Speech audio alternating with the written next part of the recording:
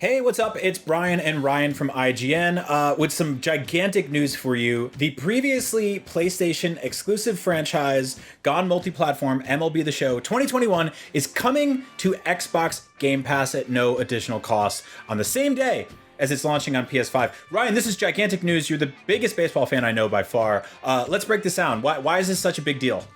Well, there's a couple things here. One, I have to straight up eat some crow because we were just talking about this on Podcast Unlocked, our weekly Xbox show, just a week or two ago.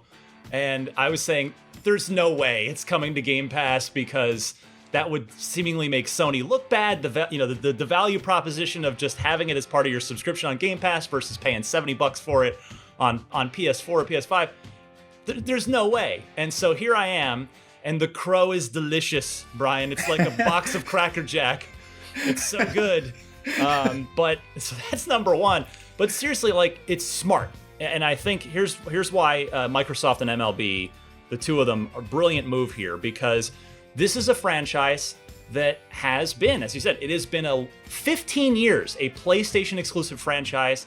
Xbox has been starved for a proper baseball game. By and large, outside of the, baseball nuts like me, general baseball loving Xbox gamers might not necessarily know about the show and that it is a great series that they need to play if they're a baseball fan. But now that it's on Game Pass, you're going to get a lot of eyes on this. So for MLB and Microsoft, they're looking at the long game of this is going to be out every year on Xbox now.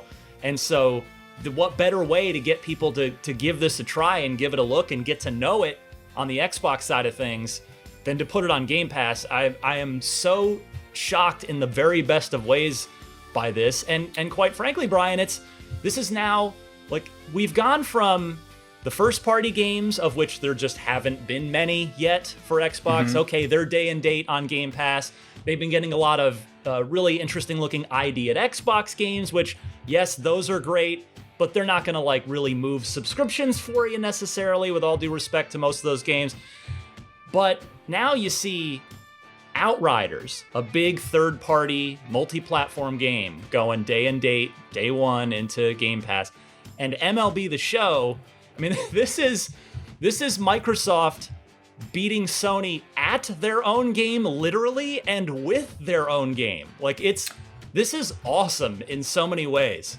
I totally agree. This is, this news came basically the day after Outriders launched on Game Pass. That's right. And at the same time launched on PS5, where you had to pay a lot more money for it. And, I think that, like, for people who have looked at the traditional model of buying a video game, I think Sony is still going to do really, really well with AAA exclusive first-party games that are going to top the MPD charts. There's obviously still a lot of energy and excitement around spending money on those things when and if they launch, a couple of times a year. Right. It's a big story there. Their track record, deservedly so.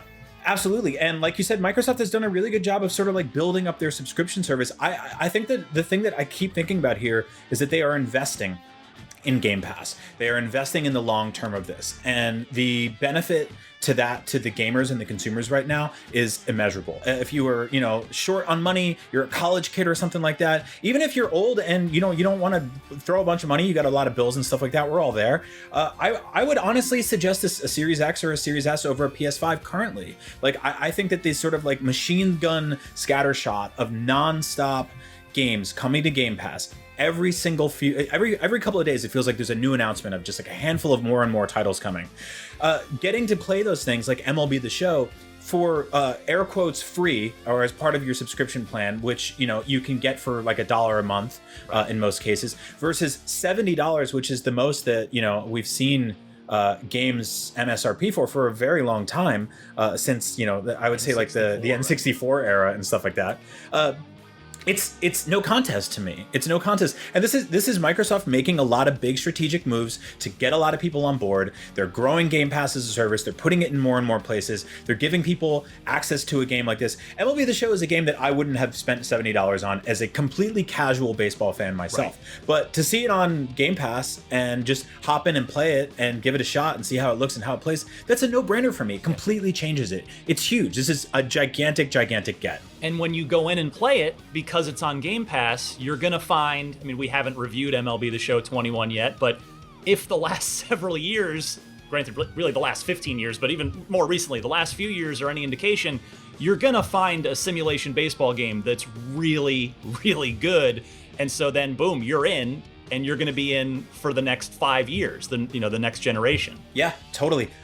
So this is huge news. I think it's just the beginning, honestly. I mean, between Outriders yesterday, MLB today, I think we're going to see more and more like this. Like you mentioned before, this was their platform to launch day and date their first party offerings, which have been kind of few and far between so far. Admittedly, I feel like that's been kind of the same across the board. Once the PS5 got its big launch games out of the way, we have Returnal coming up soon, but it's been kind of quiet right now. Yeah.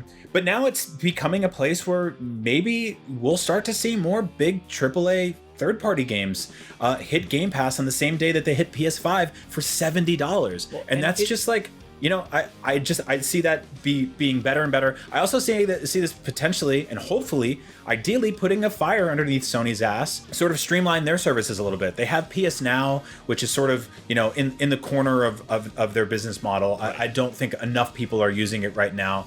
It doesn't seem like anecdotally it gets the same sort of like mind share as something like Game Pass does. People don't talk about it as frequently, but I think it's good for the industry. It's good competition. It will hopefully make Sony go, okay, what can we do? Now, Sony obviously just gave away a bunch of games for their Play at Home initiative, which is super cool. Yeah, they've got I want to be fair to everybody here. Soulstorm is free day and date with PlayStation Plus, so they're not sitting on their thumbs entirely. But I think you're right that competition is good. I mean, we've seen it with look at backwards compatibility.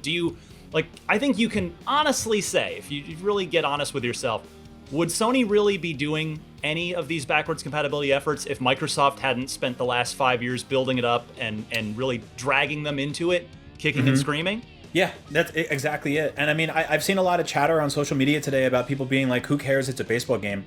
And it's like, if a traditional sort of hardcore, action shooter RPG gamer isn't interested in this, you can at the very least recognize that this is a big move and that these are games that sell extraordinarily well, and that getting this on board, I mean, pretty much, I don't play a lot of sports games. I personally don't really engage with them. When I see stuff like FIFA topping the NPD charts, I'm not surprised in the least, but I'm also like, well, good for them, but that's not really what I'm looking for, why I buy consoles. But a lot of people come to these ecosystems for those type of games, and if we see more of that on Xbox, I think that's going to be a big play in the long run.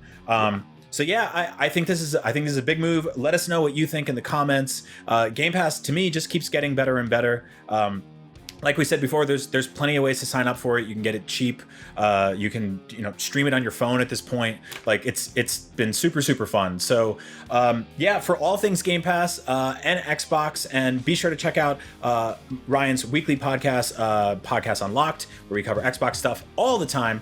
And yeah, for all things Xbox, video games, baseball, and Game Pass, PS5, and everything else, you're already in the right place. IGN. Let's play ball. Team is us. Man on third, don't second on third. I'm happy clean